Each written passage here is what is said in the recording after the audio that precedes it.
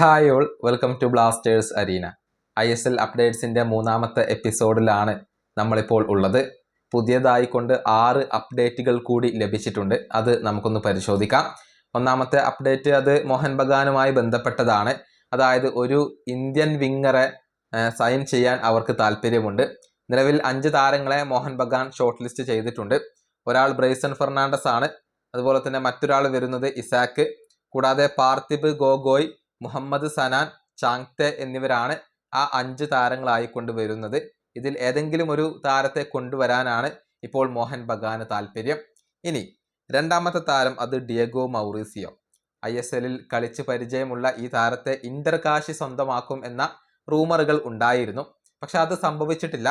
മാത്രമല്ല ചെന്നൈയിൻ FC മൗറീസിയോക്ക് വേണ്ടി ശ്രമിക്കുന്നു എന്ന റൂമറുകൾ പുറത്തേക്ക് വന്നിരുന്നു. എന്നാൽ അതിൽ കാര്യമായ പുരോഗതി രേഖപ്പെടുത്തിയിട്ടില്ല എന്നാണ് മാർക്കസ് മെർഗുലാവോ ഇന്നലെ പറഞ്ഞിട്ടുള്ളത്. ഇനി മൂന്നാമത്തെ താരം അത് കാർലോസ് ഡെൽഗാഡോയാണ്. ഈ താരത്തെ കൊണ്ടുവരാൻ ചെന്നൈയിൻ FC ശ്രമിക്കുന്നു എന്ന റൂമറുകൾ ഉണ്ടായിരുന്നു. അതിൽ മാർക്കസ് മെർഗുലാവോ ഇപ്പോൾ ഒരു വ്യക്തത വരുത്തിയിട്ടുണ്ട്. ചെന്നൈക്ക് താരത്തിൽ താല്പര്യമുണ്ടായിരുന്നു. പക്ഷെ ഡെൽഗാഡോ ഒഡീഷയിൽ തന്നെ തുടരാൻ തീരുമാനിക്കുകയായിരുന്നു.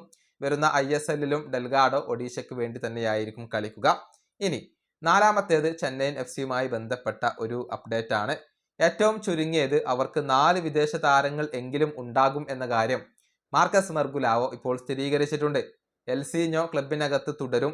നുഗുവേരയെ അവർ കൊണ്ടുവന്നിട്ടുണ്ട്. ചീമയുടെ കാര്യത്തിൽ ഒരു സ്ഥിരീകരണം ലഭിക്കേണ്ടതുണ്ട്. കൂടാതെ പുതിയതായി കൊണ്ട് വിദേശ താരങ്ങളെ ചെന്നൈയിൻ FC സൈൻ ചെയ്യുക തന്നെ ചെയ്യും. ഇനി അഞ്ചാമത്തേത് ISL ടെലികാസ്റ്റുമായി ബന്ധപ്പെട്ട അപ്ഡേറ്റ് ആണ്. ഓൾ ഇന്ത്യ ഫുട്ബോൾ ഫെഡറേഷൻ പ്രതീക്ഷിക്കുന്നത് 2 ബിഡുകൾ എങ്കിലും ഈ ഒരു ടെലികാസ്റ്റിങ്ങിന് വേണ്ടി ലഭിക്കും എന്നുള്ളതാണ്. നേരത്തെ പ്രീ ബിഡ് കോൺഫറൻസിൽ 4 ടീമുകൾ പങ്കെടുത്തിരുന്നു. Sony Sports, Zee Sports, FanCode എന്നിവരൊക്കെ ഈ ഒരു പ്രീ ബിഡ് കോൺഫറൻസിൽ പങ്കെടുത്തവരാണ്. ഇതിൽ ആരൊക്കെ ബിഡ് നൽകും എന്നുള്ളത് കാത്തിരുന്നു കാണേണ്ട കാര്യമാണ്. ആറാമത്തെ അപ്ഡേറ്റ് സ്പോർട്ടിംഗ് ക്ലബ്ബ് ഡൽഹിയുമായി ബന്ധപ്പെട്ടതാണ്. ഇവർ വിദേശ താരങ്ങളെ ഇനി സൈൻ ചെയ്യുമോ എന്ന കാര്യത്തിൽ മാർക്കസ് മെർഗുലാവോക്ക് ഉറപ്പുകൾ ഒന്നുമില്ല. പക്ഷേ വളരെയധികം എക്സ്പീരിയൻസ് ഉള്ള ഒരു ഇന്ത്യൻ താരത്തെ കൊണ്ടുവരുന്നതിൻ്റെ തൊട്ടരികിലാണ് ഡൽഹി ഉള്ളത്.